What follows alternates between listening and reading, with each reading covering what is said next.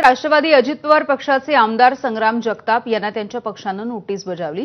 यानंतर संग्राम जगताप आणि पक्षाचे प्रमुख अजित पवार यांच्यामध्ये एक बैठक देखील झाली होती। पक्षप्रमुख अजित पवार यांनी काही सूचना केलेल्या आहेत आणि त्याचं आम्ही पालन करू असं जगतापांनी म्हटलंय।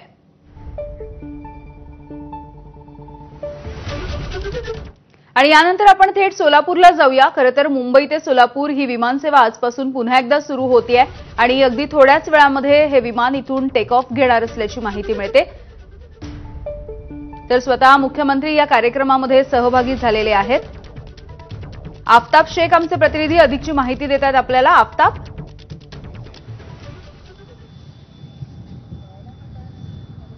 यामिनी मी सोलापूर विमानतळावरती आपण या ठिकाणी बघताय स्टार एअर कंपनीचं हे विमान आहे जे मुंबईहून आता सोलापूरच्या विमानतळावर लँड झालेलं आहे आणि जे प्रवासी आहेत ते सोलापूरला आता उतरलेले आहेत आणि आता सोलापूरहून मुंबईच्या दिशेनं निघणारं हे विमान ज्याला मुख्यमंत्री देवेंद्र फडणवीस यांनी आत्ताच फ्लॅग दाखवलेला आहे आणि इथून सगळ्या प्रवाशांना निरोप जो आहे तो दिला जातोय। खरं तर सोलापूर मुंबई विमानसेवा सुरू करण्यात यावी अशी मागणी गेल्या अनेक वर्षांची होती आणि त्यानंतर मुख्यमंत्री देवेंद्र फडणवीस जे आहेत यांनी या विमानाला आता फ्लॅग दाखवून जे आहे ते या स्वागत जे आहे ते विमानातल्या सगळ्या प्रवाशांचं केलं आणि त्यानंतर मुख्यमंत्र्यांनी जे मुंबईच्या दिशेने निघणारे प्रवासी आहेत त्यांना देखील शुभेच्छा या निमित्तानं दिलेल्या आहेत। आपण सोलापूर विमानतळावरच्या या ठिकाणी रनवेवर पाहता ही दोन्ही विमानं जी आहेत ती या ठिकाणी आहेत। मुख्यमंत्री आता श्रीपूरला जो पंढरपूरला कार्यक्रम होत आहे त्या कार्यक्रमाच्या निमित्तानं निघणार आहेत आणि आता हे विमान जे आहे हेलिकॉप्टर मुख्यमंत्र्यांचा पंढरपूरच्या दिशेने झेपावेल तर दुसरीकडे विमान जो आहे तो मुंबईच्या दिशेने झेपावताना आपल्याला पाहायला मिळेल।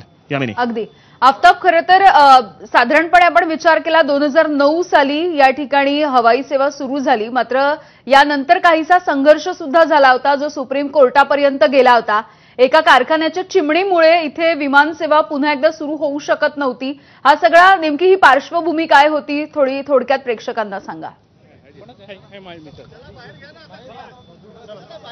यामिनी मी तुम्हाला हा जो सिद्धेश्वर सहकारी कारखाना आहे तो आता आपल्या कॅमेऱ्यामध्ये दिसेल। याच ठिकाणी सिद्धेश्वर सहकारी कारखान्याची जी को जनरेशनची चिमणी होती ही को जनरेशनची चिमणी विमान सेवेला अडथळा ठरत होती आणि त्यामुळं विमान सेवा जी आहे ती या विमानतळावरनं सुरू होऊ शकत नाही। मात्र प्रशासनानं जे ते सुप्रीम कोर्टाचा आदेश आल्यानंतर को जनरेशनची चिमणी पाडली आणि त्यानंतर विमान सेवा जी आहे ती आता पुन्हा सुरू होताना पाहायला मिळते। स्टार एअर कंपनीचं हे जे विमान आहे ते आता रनवेवरती आहे आणि त्यानंतर काही वेळातच विमान जे आहे ते मुंबईच्या दिशेने झेपावताना आपल्याला पाहायला मिळेल। यामिनी, अगदी खरं तर विमान सेवा आता सुरू होतीये आफताब आणि ही विमान सेवा अशाच पद्धतीने सातत्याने सुरू राहावी अशा पद्धतीची एक आशा मुख्यमंत्र्यांनी व्यक्त केलेली आहे।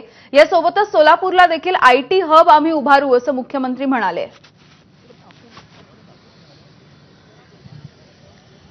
नक्कीच यामिनी, खरं तर सोलापूरची ही विमानसेवा अत्यंत महत्त्वाची यासाठी म्हणावी लागेल कारण मुख्यमंत्री देवेंद्र फडणवीस यांनी जे ते विशेष प्रयत्न यासाठी केलेले होते। त्यांनी एक आश्वासन मागच्या वेळी सोलापूरच्या दौऱ्यामध्ये सांगितलेलं होतं की सोलापूरला आयटी इंडस्ट्री होईल। मुख्यमंत्री असं म्हणालेले आहेत की सोलापूरला विमानसेवा असल्याशिवाय या पद्धतीनं आयटी इंडस्ट्री जी ती सोलापुरात येऊ शकत नाही। आता विमानसेवा जी आहे ती मुंबईसाठी सुरू होते।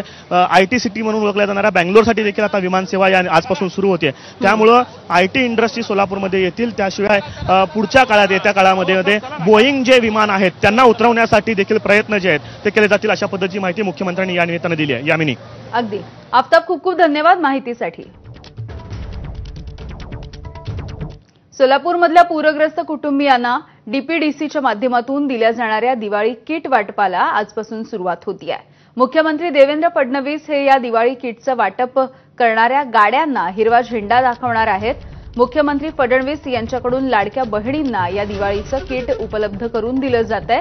या किटमध्ये दिवाळीसाठी लागणाऱ्या वस्तू आहेत, अन्नधान्य आहेत, या सगळ्याचा समावेश आहे। या जिल्ह्यामधील पूरबाधित 15,000पेक्षा जास्त कुटुंबियांना हे दिवाळीचं साहित्य आणि हे किट उपलब्ध करून दिलं जात आहे।